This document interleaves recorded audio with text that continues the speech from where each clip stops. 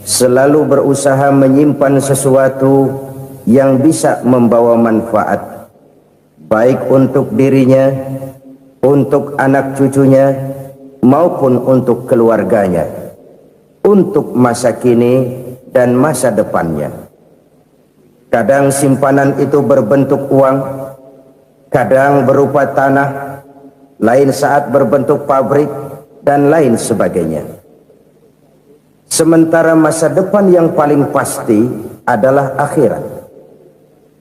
Jika untuk masa depan dunia kita rela memeras keringat, membanting tulang, pergi pagi dan pulang petang, menyimpan uang, menyimpan tanah, menyimpan pabrik, pernahkah kita merenung jika satu saat kiamat datang, kita dibangkitkan dari kubur masing-masing, berdiri di padang mahsyar untuk mempertanggungjawabkan seluruh kegiatan hidup kita di dunia ini, lalu kita akan menuju ke alam akhirat.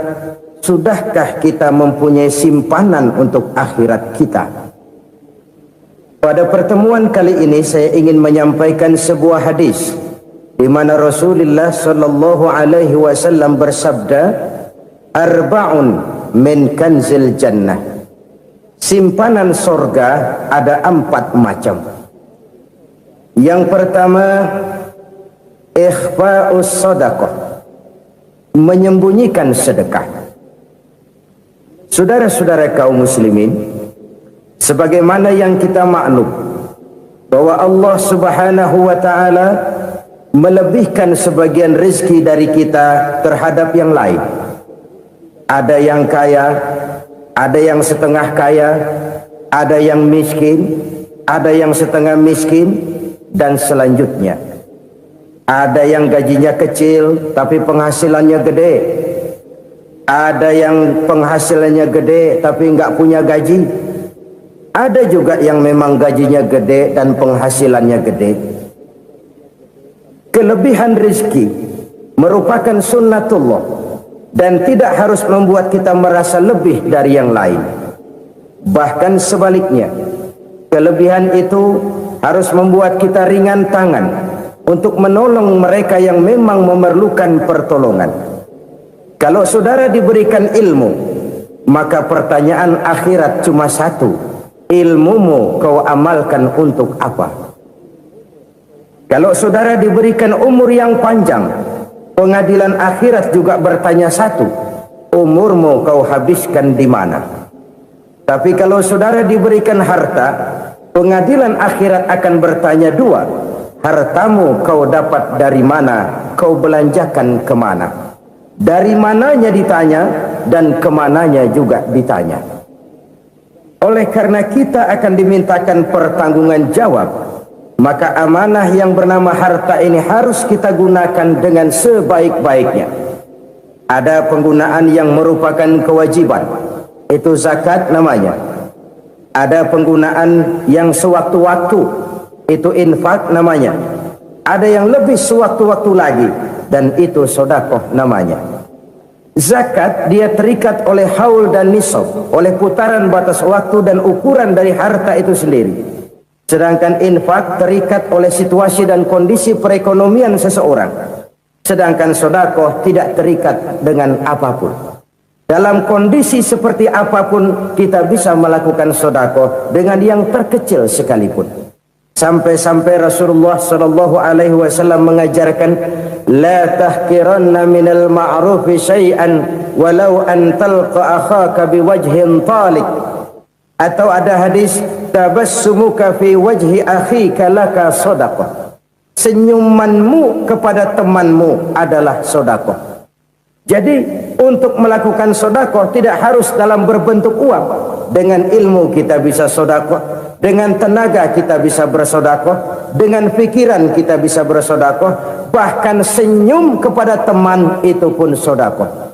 Jadi kalau sedekah dengan uang memang belum punya uang, nyengir aja banyakin. Itu asal pada tempatnya, jangan lalu ketemu tiang listrik cengengesan. Tentu tidak pada tempatnya dan tidak wajar.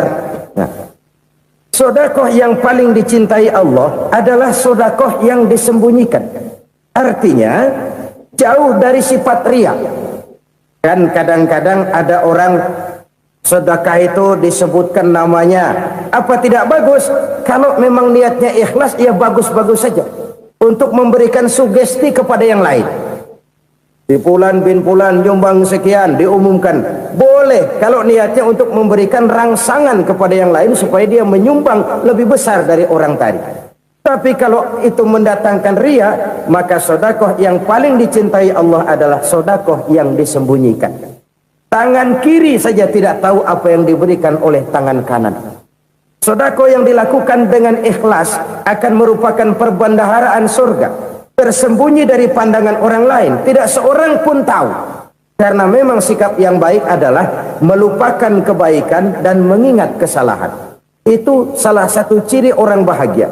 Orang yang selalu mengingat kesalahannya dan berusaha melupakan segala kebaikannya. Kalau dia akan berada kebaikan, dia tidak bisa ikut, dia merasa rugi karena dia merasa belum pernah berbuat baik. Tapi kalau akan melakukan kesalahan baru, dia ingat kesalahan yang sudah-sudah, sehingga terhalang baginya untuk melakukan satu kesalahan baru. Demikianlah saudara-saudara, bahwa Allah melebihkan rizki sebagian kita dari yang lain, agar terjadi tolong menolong dalam kehidupan ini. Jadi kesenjangan yang nature, kesenjangan yang alami, itu sunnatullah. Ada yang kaya, ada yang miskin, ada yang kelas menengah. Nah, kenapa lalu sekarang kita berusaha mengentaskan kemiskinan? Oleh karena adanya kesenjangan struktural. Kalau yang kaya bisa semakin kaya, kenapa yang miskin tidak bisa naik jadi ikut sedikit kaya? Sebab pada dasarnya Islam adalah agama yang sejak turunnya sudah berupaya memerangi kemiskinan. Bahkan dikatakan kemiskinan itu mendekatkan kepada kekufuran. Orang kalau miskin udah dekat banget sama kafir. Gampang menjadi kafir.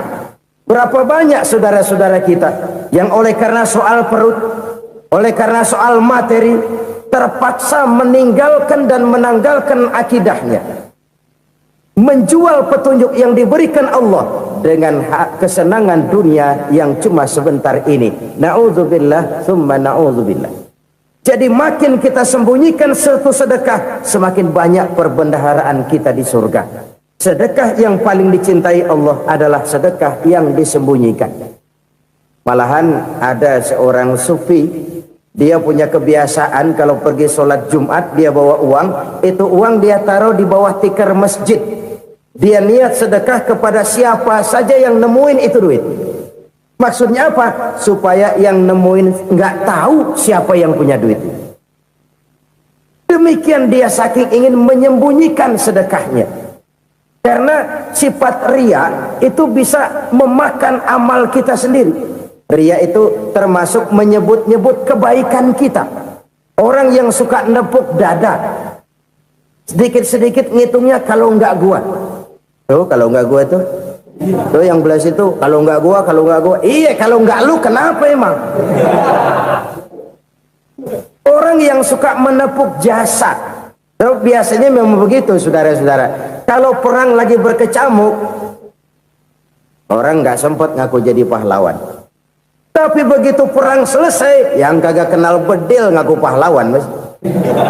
Itu sesuatu yang biasa. Oleh karenanya, orang-orang yang ikhlas dalam bersedekah, disembunyikannya sedekah itu, Allah cinta betul. Malahan ada hadis memberikan jaminan, inna shadaqatal mar'il muslimi tazidu fil umri wa tadfa'u mitatas su'i. Sesungguhnya sedekahnya seorang mukmin tazidu fil umri, bisa menambah umur panjang, wa tadfa'u mitatas su'i, dan menyelamatkan manusia dari mati secara su'ul khatimah. Jadi siapa yang kepengen panjang umur, banyaklah sedekah. Yang bosan hidup, pelit terus. Sedekah menambah panjang umur dan menyelamatkan manusia dari mati secara su'ul khatimah. Pak, katanya umur itu nggak bisa ditambah, nggak bisa dikurangin. Kapan? Kalau ajal sudah datang. Wa idza jaa ajaluhum la yastakhiruna sa'atan wa la yastaqdimun. Kalau ajal datang tidak bisa dimajukan, tidak bisa dimundurkan. Itu kalau ajal sudah datang. Tidak bisa lagi umur ditambah dikurangi, sudah datang. Tapi kalau belum datang, itu kan haknya Allah. Mau ditambah, mau dikurangi, hak prerogatif Allah. Sebagai pencipta manusia, Allah maha kuasa dan maha mampu. Sedekah ini menambah panjang umur dan menyelamatkan manusia dari mati secara su'ul khatimah. Orang mati kan sama ya, kondisinya mati, nggak nafas. Tapi hakikat mati kan lain-lain. Ada yang mati itu husnul khatimah, baik akhirnya. Misalnya lagi ngaji mati, lagi sholat mati, lagi sedekah mati. Ini yang dinamakan dengan husnul khatimah, baik di akhirnya. Sebaliknya ada yang su'ul khatimah, jelek di akhirnya. Ini yang jadi catatan akhir. Lagi nyekek botol, mampus. Lagi banting kartu, modar. Su'ul khatimah, jelek pada akhirnya. Sedekah menyelamatkan manusia dari mati secara su'ul khatimah. Dan kita semua kepengen mendapat husnul khatimah, jauh dari su'ul khatimah. Oleh sebab itu yang bisa menyelamatkan kita dari penyakit itu antara lain adalah sedekah yang disembunyikan, yang dikerjakan dengan ikhlas karena Allah. Tidak karena kepengen dipuji orang, tidak karena ingin dikatakan orang pemurah, sebab orang dermawan itu orang yang memberi tanpa harus diminta. Kalau masih harus diminta, ya belum dermawan namanya, masih harus diminta. Kalau nggak diminta ya tulus, lolos, polos. Saudara-saudara kaum muslimin rahimakumullah. Harta adalah amanat dan akan kita pertanggungjawabkan. Allah melebihkan rizki sebagian kita dari yang lain agar kita saling tolong menolong, bantu membantu. Nabi janjikan siapa yang meringankan beban saudaranya muslim di dunia, Allah akan meringankan bebannya di akhirat nanti. Sebuah jaminan dari baginda Nabi. Si orang yang kita bantu barangkali tidak bisa membalas, Allah yang akan membalas lewat jalan lain yang tidak pernah kita sangka-sangka. Ada orang tanya, Pak, ini ada orang nyumbang masjid sambil marah-marah, bagaimana? Saya bilang sumbangannya aja ambil, marahnya jangan. Marahnya jangan diambil, itu urusan dia. Saudara-saudara kaum muslimin rahimakumullah. Umat Islam ini kan umat yang punya potensi besar. Kadang kita merenung, kenapa kadang-kadang pembangunan masjid kok lambat sekali? Kalau hotel hari ini peletakan pertama, bulan depan peresmian. Supermarket hari ini peletakan batu pertama, minggu depan peresmian. Tapi kalau sudah yang namanya masjid, kadang-kadang peletakan batu pertama sekaligus jadi batu terakhir. 3 tahun, 4 tahun, campur nebar jalak di jalanan, duit dijaring kayak ikan sepat. Apa tidak ada orang Islam yang kaya? Banyak. Apa tidak ada pengusaha muslim yang jadi konglomerat? Ada. Lalu yang belum banyak itu yang komit terhadap nilai-nilai agamanya. Akhirnya kita jatuh jadi umat yang lemah. Belum ada pengusaha konglomerat muslim buka pabrik supermi cap bedug misalnya umpamanya atau pabrik kecap cap sorban supaya identitas keislamannya sedikit kelihatan. Kita jatuh jadi umat yang lemah karena potensi tidak terinventarisir dengan baik. Kita ini ibarat kompor yang cuma matengin nasi orang lain. Potensi kita dimanfaatkan oleh orang lain. Ukhuwah Islamiyah kita baru terbatas kepada silaturahmi. Ukhuwah di bidang ekonomi kita lemah, ukhuwah di bidang kebudayaan kita lemah, apalagi ukhuwah di bidang politik kita lebih rapuh lagi. Padahal ukhuwah itu adalah totalitas kehidupan manusia, menyangkut ipolek sosbud, memerlukan nilai-nilai ukhuwah. Jadi oleh karena itu mari kita menyadari di dalam harta kita, walaupun kita yang cari pergi pagi pulang sore peras keringat banting tulang, di sana ada harta anak yatim, di sana ada hak masjid, Di sana ada hak pesantren, di sana ada hak jihad. Berbahagialah seseorang apabila dia oleh Allah dijadikan keran. Keran itu menyimpan air, tapi tidak untuk dirinya, tapi disalurkannya kepada mereka yang memang memerlukannya. Saudara-saudara kaum muslimin rahimakumullah, ini yang pertama. Jadi perbendaharaan surga adalah menyembunyikan sedekah. Orang lain nggak tahu, kita pun nggak pernah ngitung-ngitung. Kita anggap lewat begitu saja, padahal itu deposit akhirat. Satu. Yang kedua, perbendaharaan surga itu apa? Wa kitmanul musibah, menyembunyikan kesulitan. Kadang orang takut menghadapi kesulitan, tapi makin kita merenung, hidup ini kan sebenarnya urusan. Takut sama urusan, ya jangan hidup. Tandanya orang hidup itu kalau punya urusan. Urusan merupakan problem sering menimbulkan kesulitan. Kesulitan bukan untuk ditakuti, tapi untuk diatasi dan dicarikan jalan keluarnya. Siapa sih orangnya yang nggak pernah sulit-sulit?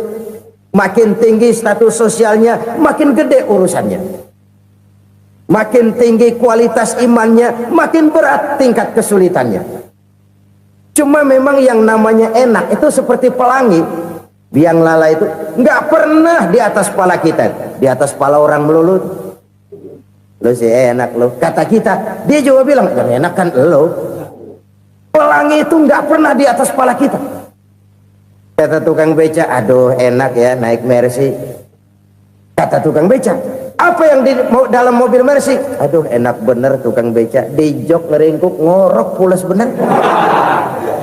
Saya kamar pakai AC sejuk, tempat tidur sutra empuk, alga spring bed, gula kulik nggak bisa pulas kalau belum minum Valium, belum tidur. Enak bener tukang beca, di jok ngorok nggak tahu wetan kulon. Si tukang beca bilang yang di Mercy enak, yang di Mercy bilang tukang beca enak. Inilah enak, nggak pernah di atas kepala kita, di atas kepala orang lain melulu enak itu. Nah saudara-saudara, yang merupakan perbendaharaan surga itu orang yang bisa menyembunyikan kesulitan, baik pribadi ataupun rumah tangga. Nih terutama rumah tangga yang jadi soalnya. Kadang-kadang kita ini kalau senang, sebaliknya kalau senang kita diam, kalem aja, cuek. Banyak banget duit kita, bawaan diam aja udah.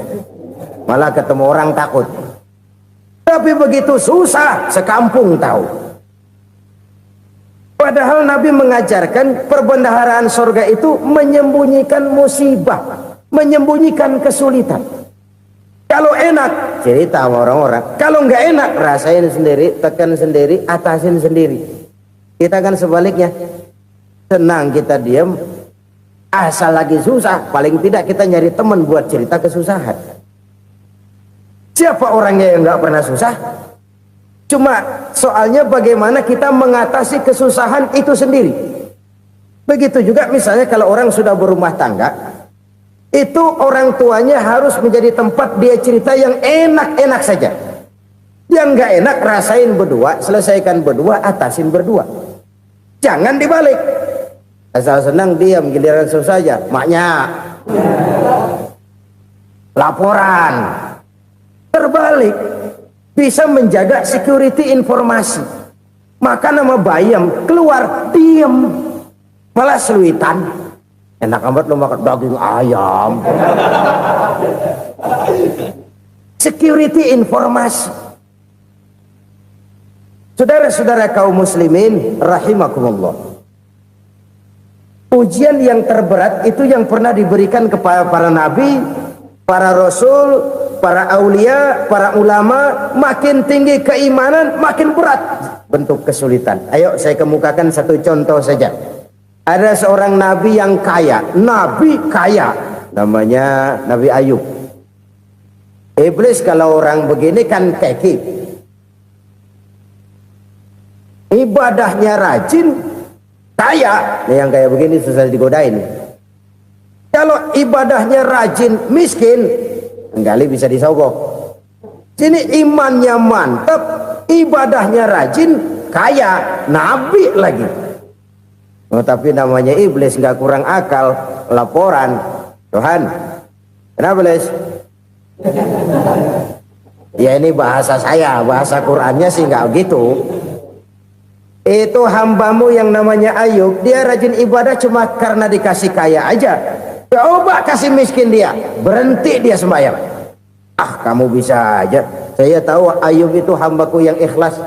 Saya buktiin Tuhan, silahkan. Dibuktiinlah, iblis turun ke alam ini. Yang mula-mula dia lakukan, dia rusak sawah ladang Nabi Ayub. Dia binasakan binatang ternak Nabi Ayub. Sehingga dalam waktu singkat, jatuhlah Nabi Ayub dari orang paling kaya jadi orang paling miskin. Beliau masih ibadah di mihrab dalam masjid. Datang iblis. Saudara Ayub, ya, lagi ngapain? Ibadah. Nyembah Allah, nyembah Allah. Oh, percuma. Kenapa? Tuhan yang ente sembah nih, dia udah bikin miskin ente. Sawah ladang ente hancur lebur, binatang ternak binasa. Sekarang ente jadi orang paling miskin. Ngapain nyembah Tuhan kayak begitu? Tekor. Udah berhenti dah ibadah, berhenti ibadah. Ini iblis sama Tuhan laporannya lain, yang dikerjakan kepada Nabi Ayub juga lain. Benar begitu iblis kata Nabi Ayub? Iya. Sawah ladang saya habis, buras. Binatang ternak saya binasa, binasa. Saya miskin, bangpak. Apa jawab Nabi Ayub? Bukan innalillahi, ya, ini hebat. Alhamdulillahillazi a'tani wa akhza minni. Segala puji bagi Allah yang telah memberikan harta kepada saya dan sekarang mengambilnya lagi. Alhamdulillah. Allah yang ngasih, Allah yang ambil. Itu mah urusan Allah. Iblis cuman ibadah jalan terus, sujud lagi Nabi Ayub. Iblis seleher gondok banget.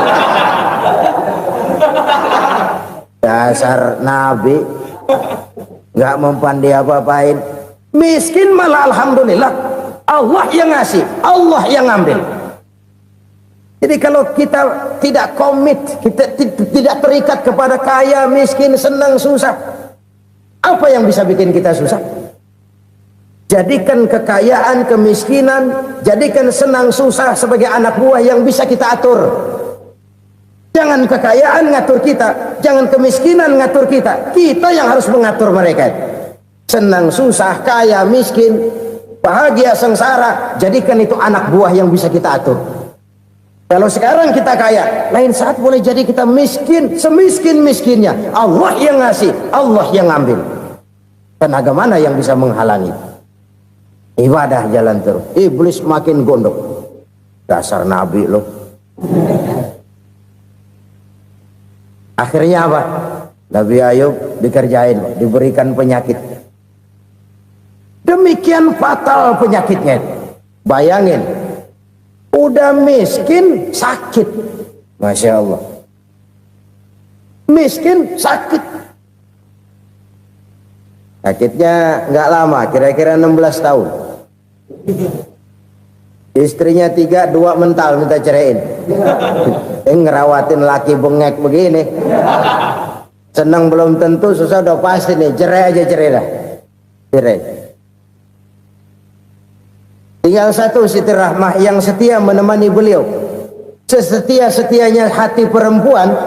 Satu saat Siti Rahmah bilang, "Bang, iya, abang kan Nabi bang.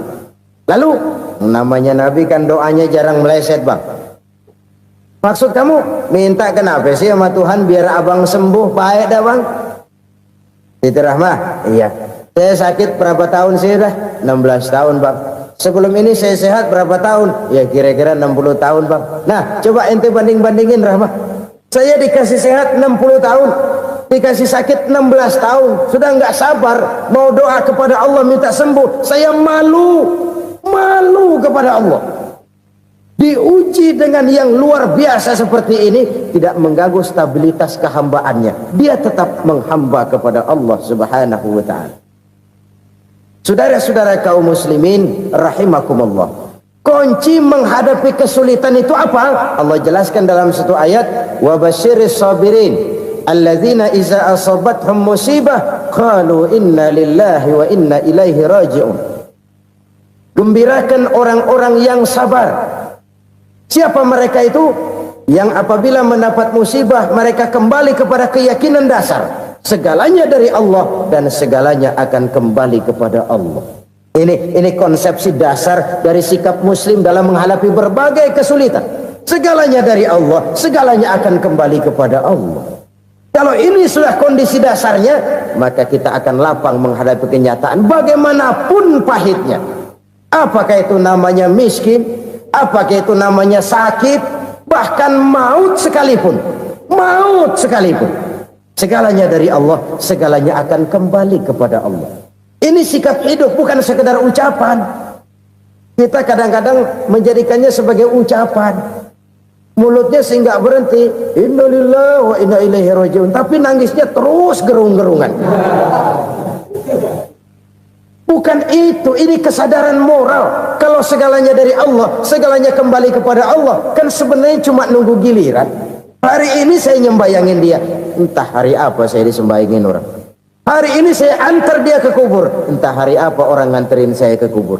Hari ini saya tahlilkan dia, entah nanti kapan orang tahlilkan saya. Segalanya dari Allah, segalanya akan kembali juga kepada Allah. Oleh sebab itu saudara-saudara, kesulitan bukan untuk ditakuti. Kesulitan justru untuk diatasi, dicarikan jalan keluarnya. Dan tidak ada orang yang tidak pernah mendapat kesulitan. Tidak ada. Semakin tinggi status sosial, semakin tinggi kualitas keimanan, semakin besar juga tingkat kesulitan. Hanya saja bagaimana cara kita mengatasinya. Dan Al-Quran menyatakan, inna ma'al usri yusra. Di balik kesulitan itu pasti ada kemudahan. Roda itu berputar.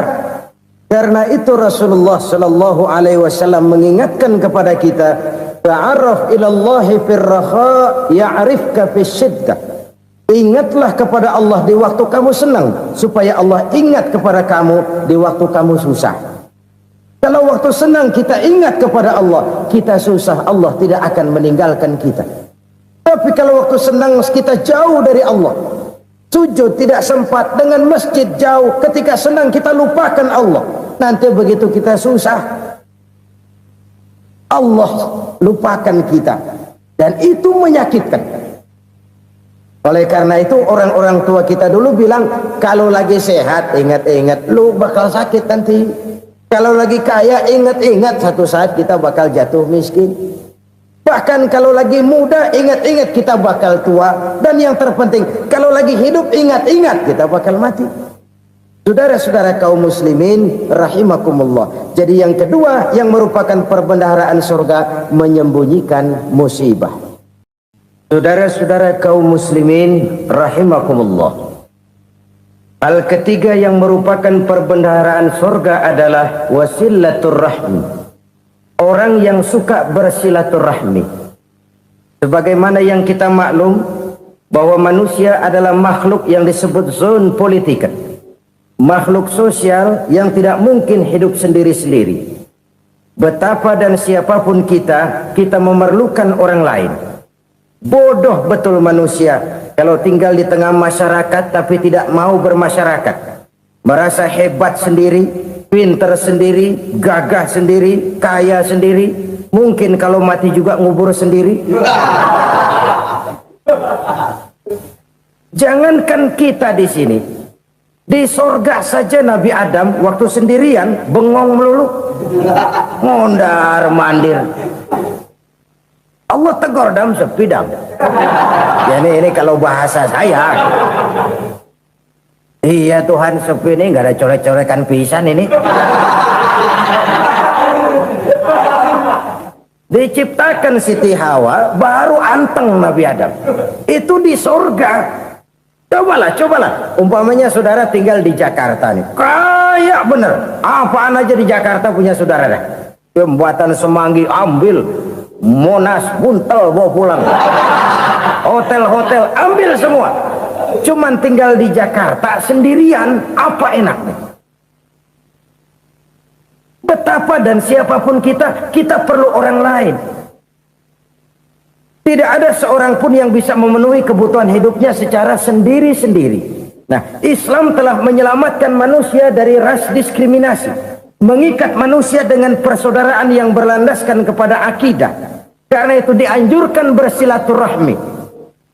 Bahkan Nabi menyatakan, man arada ayyubsata lahu fi rizqihi wa yunsa'a fi atharihi falyasil rahimah. Siapa yang kepengen diluaskan rezekinya dan dipanjangkan usianya, banyaklah ia bersilaturahmi. Siapa yang kepengen dimudahkan rezekinya, hendaknya ia banyak bersilaturahmi. Kalau banyak teman, kesulitan kan paling tidak ada tempat cerita. Udah susah, sendirian kita pikirin diri, nggak ada tempat tukar pikiran. Cepet banget sama bengek. Dilawan sendiri.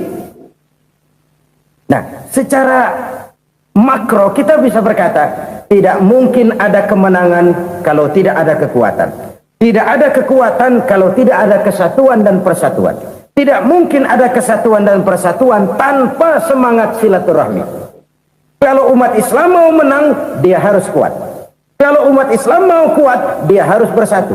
Kalau umat Islam mau bersatu, dia harus membudayakan silaturahmi ini. Bahkan sampai-sampai kata Nabi, kalau bisa cari nilai tambah. Apa? Silman qata'ak. Bersilaturahmilah kau kepada orang yang marah denganmu. Masya Allah, indahnya ajaran agama kita. Orang yang marah pun kepada kita, kata Nabi, kalau bisa bersilaturahmilah kepadanya, kepada orang yang marah itu. Di situ nilai tambah. Cuman jujur nih hadis, ngucapinnya gampang, ngamalinnya yang berat banget. Orang marah sama kita, kita disuruh silaturahmi, ada apa malu? Lu marah, ada gua marahan lagi.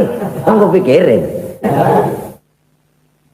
Saudara-saudara kaum muslimin rahimakumullah. Tapi ini yang diajarkan, bahkan ini yang dicontohkan oleh baginda Rasul. Bagaimana begitu mudah, misalnya satu saat Abu Jahal ini ngatur strategi bagaimana bikin Muhammad celaka. Dia gali lubang di depan tempat tidurnya. Dia tutupin daun korma. Terus dia panggil seseorang, ke sini. Kasih tahu Muhammad, pamannya sakit keras, minta ditengokin. Berangkat orang ini ke sana. Muhammad, labbaik. Pamanmu sakit keras, dia minta ditengokin. Baik, saya akan datang menjenguk beliau. Berangkatlah Nabi ke rumah Abu Jahal tanpa prasangka apapun. Abu Jahal udah pasang setil, selimut 3 rangkap setengah dipakai, persis kayak orang meriang. Tapi sembari ngintip dari balik selimut, begitu Muhammad buka pintu, nah masuk perangkap nih. Muhammad jalan menuju tempat pembaringan. Makin lama makin dekat, makin lama makin dekat, makin dekat ke lubang yang dipasang oleh Abu Jahal itu.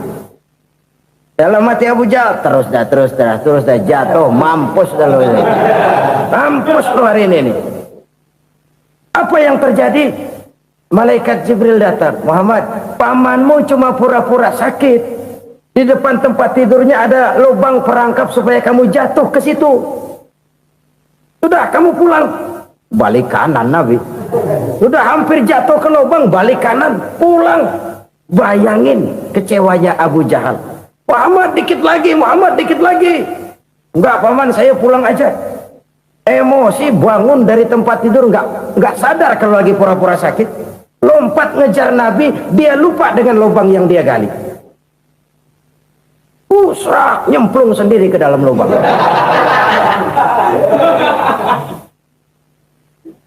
Nabi terus berlalu. Ini terjadi keanehan. Jatuh ke lubang yang dia gali itu sebenarnya nggak terlalu dalam ya, antara 3-4 meteran lah. Tolong saya jatuh ke lubang ini. Datanglah pelayan-pelayannya itu. Angkat saya dari sini. Oh, yang ngulurin tambang. Satu gulung, belum juga nyampe itu tambang. Kurang, beli lagi ke warung. Sambung, ulur lagi, nggak juga bisa sampai. Wah, ini kerjaan Muhammad ini. Tolong, siapa salah seorang kamu ke rumah Muhammad, kasih tahu encangnya kecebur. Minta ditolongin. Sampaikan kepada Rasul.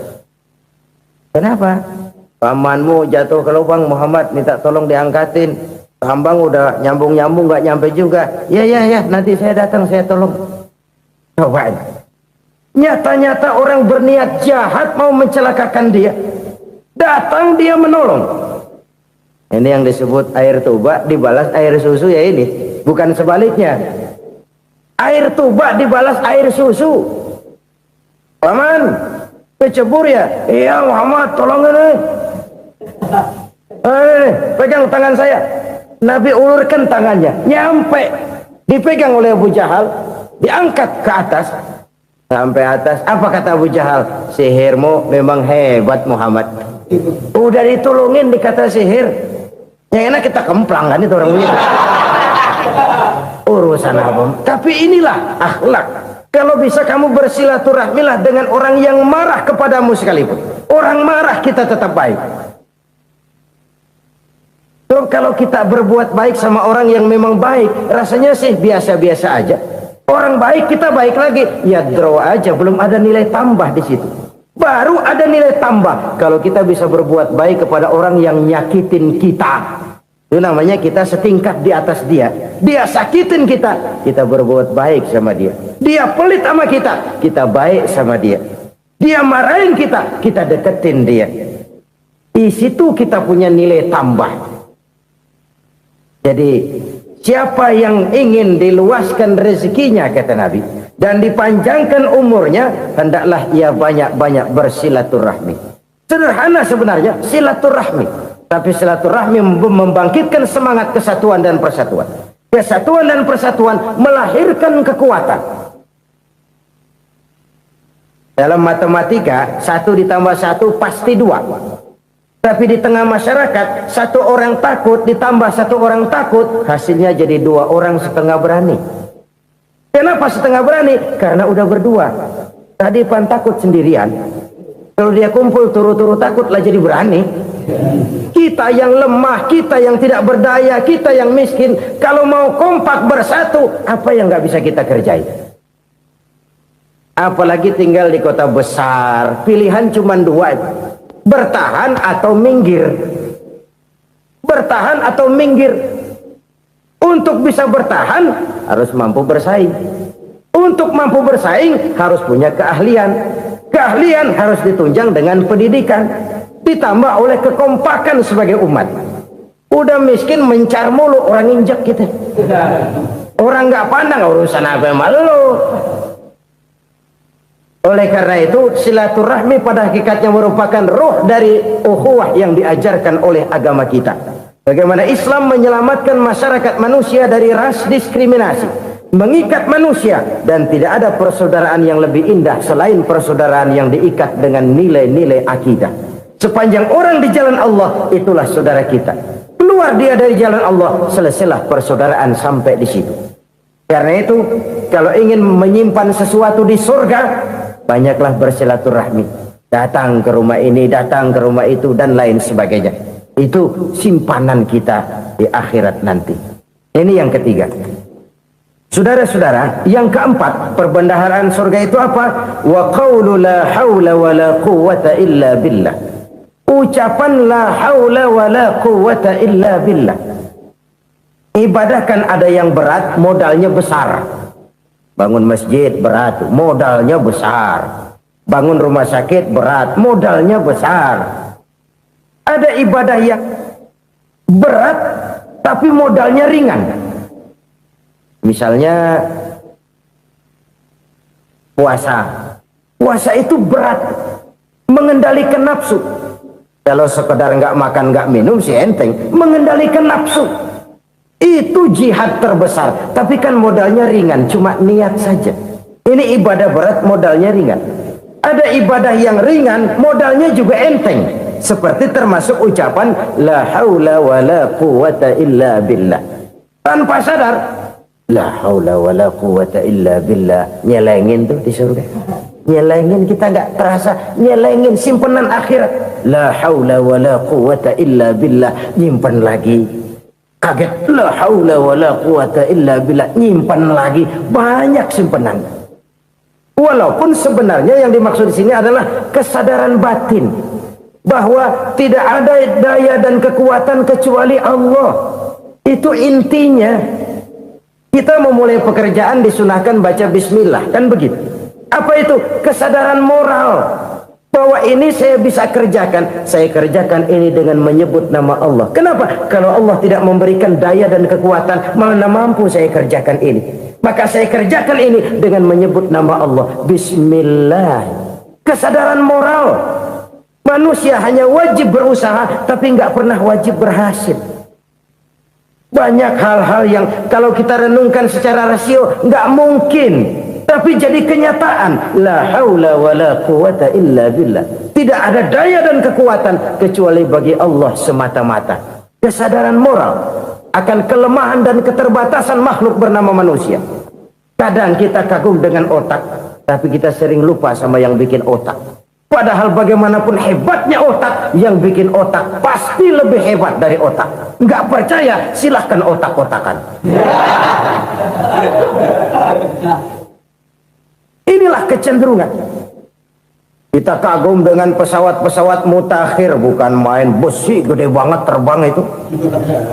Alangkah hebatnya. Lalu apa yang bikin otak tidak lebih hebat dari itu semua? Kita puji laut, apa yang bikin laut tidak lebih hebat dari laut itu? La haula wa la quwata illa billah. Tidak ada daya dan kekuatan kecuali Allah. Apa yang bisa kita lakukan kalau tidak karena daya dan kemampuan yang diberikan oleh Allah kepada kita? Lahirlah sikap tawadu, rendah hati, tidak melonjak menjadi angkuh dan sombong, sadar akan kelemahan dan keterbatasan diri sebagai makhluk yang diciptakan oleh Allah Subhanahu wa taala. Jadi satu sisi ini ucapan yang berpahala, la haula, jadi wiridan. Pada sisi lain ini kesadaran moral, sikap mental, kesadaran batin bahwa yang punya daya dan kekuatan itu cuma Allah. Kita nggak pantas untuk sombong, sebab sombong itu pakaiannya Allah. Kita nggak sedang pakai pakaian Allah, kegedean. Dan makin kita renungi, makin terbentur. Apa sih yang bisa kita sombongin? Kita mau sombong apa? Kaya, pintar, itu kan semua relatif. Di atas langit masih ada langit lagi. Jadi oleh karenanya, marilah kita menyadari, manusia hanya wajib berusaha, tapi tidak pernah wajib berhasil. Yang berusaha saja tidak wajib berhasil, apalagi yang tidak berusaha. Islam bukan agama orang pemalas yang selesai sholat lalu endelohom, nggelenggem ayem-ayem. Tapi Islam bukan agama orang sombong yang setelah berusaha lalu tidak memerlukan Allah. Kita bisa saja bikin proyeksi, tahun sekian kita bakal panen besar menurut perhitungan otak. Tapi ada kejadian lain. Apa? Tikus ngambek. Habis itu dimakanin tikus, panen gagal. Proyeksi rasional gagal oleh tikus-tikus yang ngambek itu. Bisa saja terjadi. Tahun depan kita panen besar, urung. Kenapa? Musim panas panjang. Dan sekarang ini koran-koran bikin berita musim mengalami penyelewengan. Bukan cuma manusia yang nyeleweng sekarang. Musim pakai nyeleweng. Mestinya kan musim hujan udah selesai, masih hujan-hujan juga. Musim. Nah sekarang kita boleh bikin proyeksi, kita bakal panen besar. Tahu-tahu musim panas panjang, sawah retak, air kering. Cari teknokrat yang paling botak, suruh pendekin tuh musim panas. La haula wa la quwata illa billah. Inilah kesadaran moral. Saudara, saya teringat satu saat ada seorang konglomerat. Umurnya ya kira-kira 70-an. Satu saat dia ditanya oleh wartawan, "Pak, umur Bapak berapa sih?" "Ya paling 10 tahun." 10 tahun? 10 tahun? Anak Bapak berapa orang? Satu saja? Satu. Harta Bapak berapa? Ya paling-paling bangsa 7 juta kali. 7 juta? Iya. Pak, kenapa Bapak bohongi saya? Bapak punya buku biografi. Koran-koran, majalah-majalah banyak memuat cerita riwayat hidup Bapak. Saya tahu umur Bapak 70. Kenapa bilang cuma 7 tahun? Saya tahu anak Bapak 8. Kenapa cuma bilang 1? Saya tahu harta bapak miliaran, mungkin triliunan, pabrik di mana-mana, bank di mana-mana. Kenapa bilang uang bapak cuma 7 juta? Nah, kata si konglomerat tadi, kamu benar nak, kamu benar. Umur saya kalau jumlahnya memang 70 nak. Cuman ingat-ingat saya, baru 7 tahun terakhir ini saya sujud. Baru 7 tahun terakhir ini saya berusaha dekat dengan Allah. Saya laksanakan perintahnya, saya jauhi larangannya. 7 tahun inilah rasanya yang ada nilainya di hadapan Allah. Yang 63 tahun matong, kelabu, kelem umur gue. Habis untuk maksiat, untuk munkarat. Maka ketika ditanya tadi, umur saya 7 tahun itu. Oh begitu Pak. Oh iya. Lalu anak Pak, anak bapak kan 8. Kenapa bilang cuma 1? Nah, kalau jumlah hitungannya memang anak saya 8. Tapi dari 8 orang ini rasanya cuma 1 nih yang bakal jadi buah hati, belahan jantung, pelanjut cerita, penerus sejarah, bakal jadi anak soleh yang akan mendoakan saya. Cuma 1 rasanya anak saya ini yang bakal jadi buah hati saya, besar-besaran saya, yang akan mendoakan di kubur saya, yang akan mendoakan di akhirat saya. Yang 7 orang mana, masya Allah, yang 1 tenggeng, yang 1 nyekek botol mulu, yang 1 nggak karu-karuan. Makanya saya bilang 1 anak saya yang akan bisa mendoakan saya. Oh begitu Pak. Iya. Nah harta Pak, harta bapak kan triliunan, pabrik bapak di mana-mana, uang bapak hampir di tiap bank-bank besar. Kenapa bilang cuma 7 juta? Betul kau nak. Harta saya kalau jumlahnya memang miliaran, triliunan mungkin. Tapi yang saya ingat baru 7 juta tuh yang saya belanjakan di jalan Allah. Saya nyumbang masjid, saya santuni yatim piatu, saya bantu pembangunan pesantren, saya bantu pembangunan rumah sakit Islam. Itu yang akan saya bawa pulang ke akhirat, yang 7 juta itu. Yang triliunan itu nanti akan diperebutkan oleh anak-anak saya sebagai waris saya. Jadi harta saya 7 juta itu yang bakal nemenin saya di akhirat, yang akan saya bawa pulang jadi teman saya. Saudara-saudara kaum muslimin, jangan-jangan orang tua itu adalah kita-kita ini. Jangan-jangan kita-kita ini adalah orang tua itu. Jangan-jangan itu potret dari diri kita masing-masing.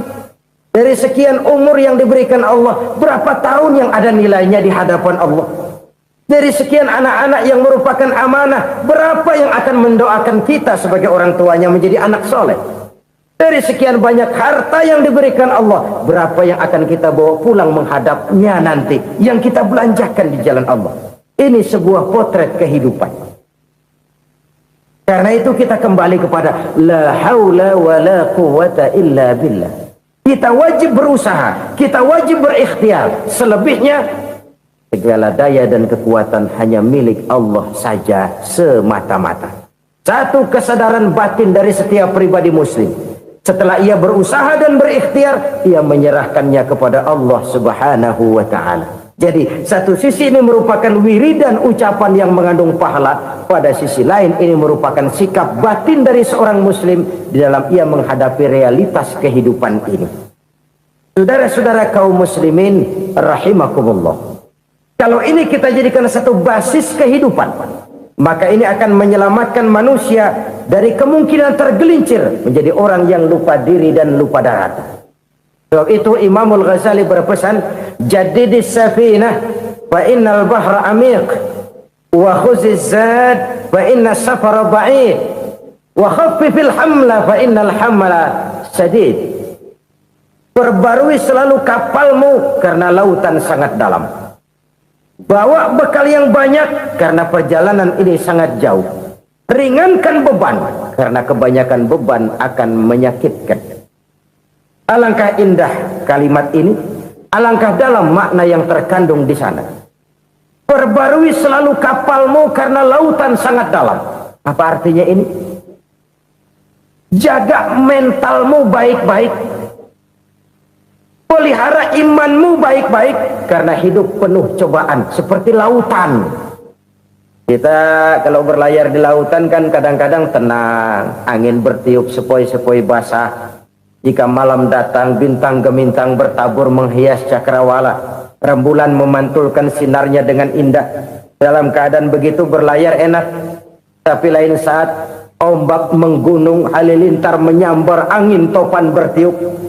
Berapa banyak sudah saudara-saudara kita yang tenggelam di lautan dunia tanpa sadar bahwa dia belum sampai kepada pantai yang akan dituju.